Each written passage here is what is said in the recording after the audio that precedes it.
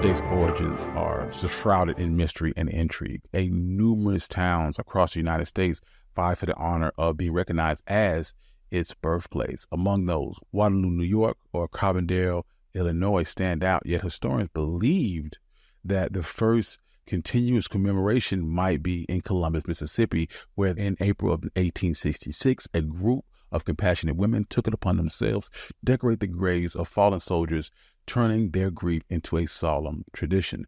However, a lesser known yet equally compelling tale comes from freedmen in Charleston, South Carolina. This hidden chapter came to light thanks to David Blight, a professor of American history at Yale University. On a fateful day in 1996, while digging through boxes at Harvard's Halton Library, he stumbled upon a treasure, a handwritten account of the first Decoration Day in 1865. Accompanying this narrative was a clipping from a New York Tribune labeled First Decoration Day. So, in the spring of 1865, the Civil War had just ended. The city of Charleston laid in ruins, a somber backdrop against a slow march towards freedom. The war had left many scars, but none more profound than the makeshift prison at Washington's Racecourse and Jockey Club, a once lavish playground for the Southern elite, was now a stark reminder of cruelty and captivity. Here, in the open-air field of the racetrack, more than 260 Union soldiers perished, subjugated to disease and exposure, their bodies hastily buried into a mass grave. Once Confederate forces evacuated, leaving behind the battered city, an extraordinary event unfolded, initiated by the newly freed African Americans. These men and women who had just endured the shackles of enslavement stepped forward to honor those who laid unremembered in the makeshift graves, and as their first act of liberty was not one of celebration for themselves, but one of commemoration for the fallen. With meticulous care, they exhumed the mass graves, and over 10 days, they reburied each soldier, transforming the site into a dignified resting place. They erected a towering whitewashed fence around the newly sanctified ground, declaring it martyrs of the racecourse. This act was not just about giving the soldiers a proper burial, but it was a profound statement of humanity and grace from those who had long been denied it. And then, in April 1st, 1865, what happened next was truly unprecedented. What can only be described as a collective moment of catharsis. Approximately 10,000 people, mostly black freedmen in Charleston, South Carolina, gathered at the racecourse. The day commemorates with a parade of 3,000 black school children who marched holding roses and singing John Brown's Body. They, followed by scores of adults from Aid Society for free black men and women.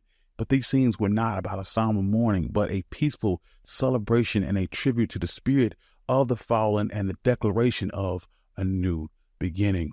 Throughout the day, black pastors delivered moving sermons, led spiritual hymns, filled the air of hope and renewal, and families gathered for picnics under the warm spring air, sharing stories and dreams for the future. Patriotic songs echoed throughout the day, and as the afternoon wore on, black and white Union regiments marched around the grave sites in a powerful display of unity.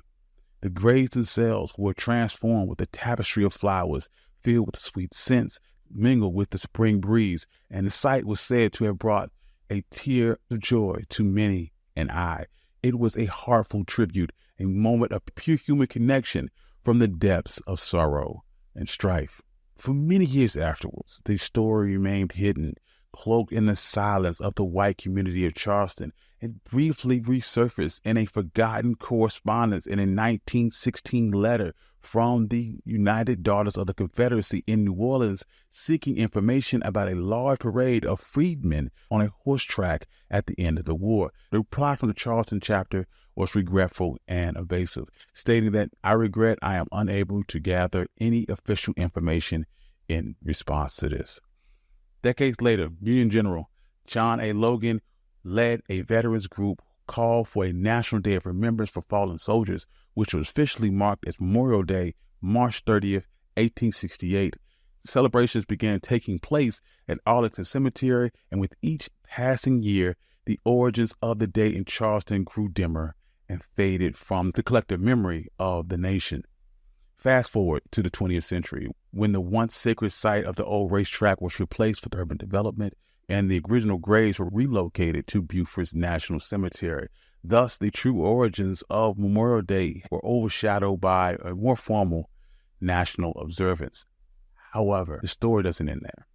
Many years later, at the Smithsonian's National Museum of American History, historian David Blight shared a forgotten history of the first Memorial Day.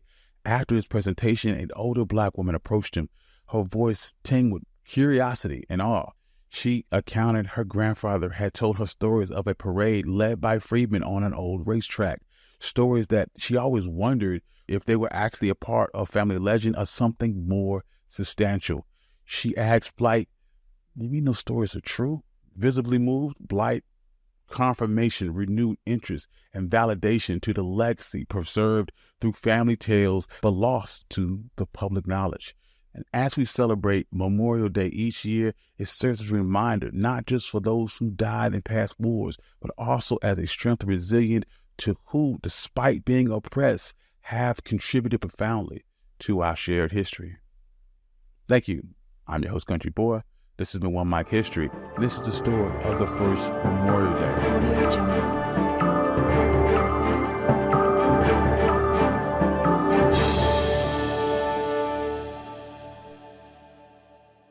Audio Jungle.